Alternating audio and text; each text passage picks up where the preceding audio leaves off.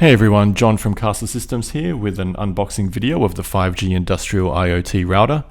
This one is known as the CIT-500 series, and it comes in brown box packaging. We've got a package label here, and on the front we have unique identifying information.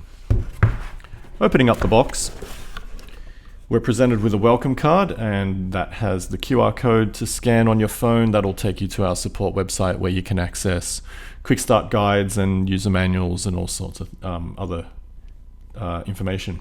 You can also put that URL into your browser if you're not accessing it on a phone.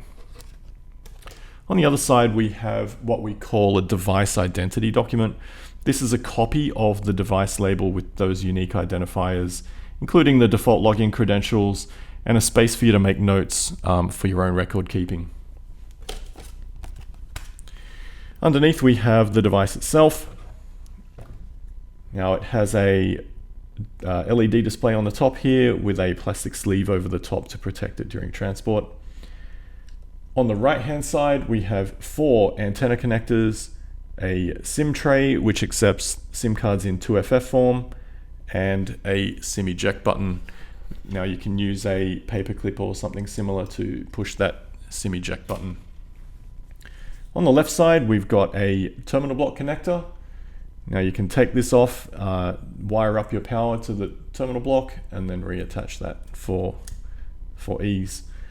We have a ground point, a recessed reset button, 2.5 gigabit Ethernet LAN port, and a USB-C connector. On the bottom we have the mounting bracket, which is pre-attached.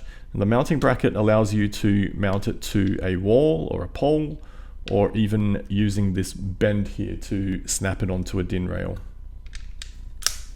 And you also have another copy of the device label underneath, of course.